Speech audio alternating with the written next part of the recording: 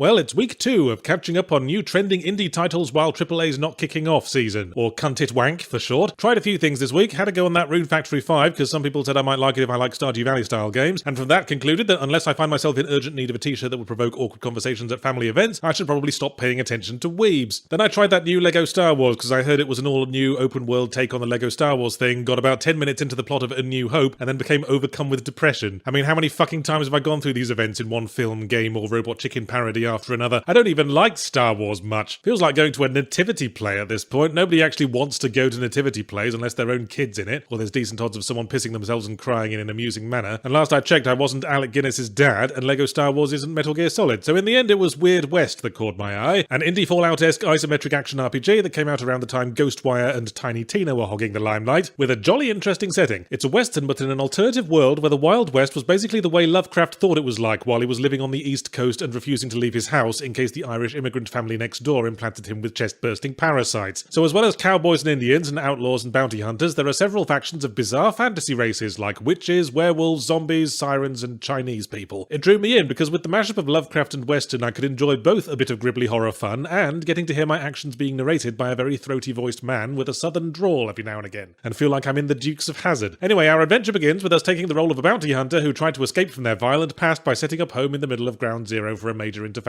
occult conflict. Yeah, that was gonna work. Oh, you built a farm. Real fucking original. Look around, asshole. Everyone's building farms. Why couldn't you have retired to run a bowling alley or a middling capacity convention space? Anyway, some baddies come and kidnap your husband, so you have to go back to your bounty hunter ways to get him back, because of course you do, you fucking hack. Now, one thing that did strike me as odd for an immersive choices matter RPG was the complete lack of character customization. I mean, how am I supposed to play the way I want to play if my protagonist isn't the closest possible facsimile of Mr. Bean? But then my bounty hunter rescued her husband a suspiciously short way into the game, and we switched to a completely different protagonist somewhere else in the world, experiencing a completely different plot. In all, there are 5 story campaigns played in linear order, so I think I get what happened. They couldn't get the character customization to work, so they figured if they just gave you 5 random protagonists, at least one of them will be marginally more Mr. Bean-like than the others. Oh, you know, I'm just being facetious. At least I hope you do. These last 15 years will have seemed like a bit of a roller coaster otherwise. You play as 5 different protagonists as part of an overarching plot concerning a mysterious scheme by ineffable cosmic forces and the random individuals caught up in their machinations, which is all very well. But I feel like something fundamental is lost in a role-playing game if we're not continually building up the same character. How can the game reward us if we're going to lose it all in a few hours when we get to the chapter where we play as a pig with the face of a boy? Yeah, you can hook up with the previous version of yourself and add them to your posse for the sole purpose of harvesting all the primo shit you left in their inventory in a manner that would probably make a good hard-hitting metaphor for something, but there's only like 4 levels of equipment quality, so once you have a decent set of guns, you're about done with character development. None of the unlockable perks feel like game changers. Oh, 10% crouch walking speed increase. That'll help the next time I forget to leave the toilet roll within arm's reach of the toilet. And I basically never used the unlockable special moves because I was using up all my ability power on the Max Payne slow-mo bullet dive that you get for free, and anything that isn't moved by a Max Payne slow-mo bullet dive probably won't be troubled by, checks notes, a thing that makes your next rifle shot silent but not any of the other ones. Combat doesn't benefit from that kind of exactitude. It's a pretty standard immersive RPG affair, that is, you stealth throttle as many of the patrolling guards as you can, so you don't get overwhelmed when the inevitable cock-up cascade occurs and you have to start blasting, probably because you accidentally phased through a guy you were trying to stealth throttle and he found the back of your head very alarming. This is a not unbuggy game. Occasionally a guard's pathfinding fucks up and he'll respond by trying to tunnel his way into the floor with his spurs. And then there was the time I moseyed into town for a side quest, but my contact for the side quest had turned into a chair. I tried sitting in the chair opposite, but then the chair tried to start a game of poker with me. Probably not the kind of weirdness the game was aiming for. I assume this was a glitch in the many complex world systems, but with the lack of meaningful rewards, I didn't see much point in engaging with those systems. You can burgle houses at night by using a rope on the chimney, but is the monetary gain worth the risk of bringing down the lawmen? No, it isn't. I already bought a horse, so now I only need money for when I'm bored and feel the urge to draw a little moustache and glasses on a picture of a famous president. The horse is important because it means travel time won't rival that of a budget airline during an escalated terror threat assessment in the mid-2000s, and a couple of bounty missions would usually be enough to afford it, unless you bring a bounty back to town only to be told that the town hasn't elected a sheriff yet, so you'll have to wait. What? Fucking systems. Who even put up the bounty poster if there's no sheriff? A vigilante graffiti artist? Still, if I've assembled this many nitpicks, I must have been pretty engaged with the game. Didn't see much point in doing anything but follow the storyline, but it's an interesting story, dusted with the powdered sugar of a fun setting, and with a squirt of cream from the aerosol can of decent action. The ending's a bit of a flop. All the intrigue hinting at the grand mystery behind the 5 campaigns is paid off by having us fill out a questionnaire, and what 5-second ending we get depends on our answers to that rather than any of the preceding events. But I'd say this is one of those games that does better in the vertical slice precise test, in the individual moments rather than the big picture assessment. You know, by the same principle where you focus on your date's lovely eyes, so you don't see the faint traces of a moustache on the mouth of her dead conjoined twin.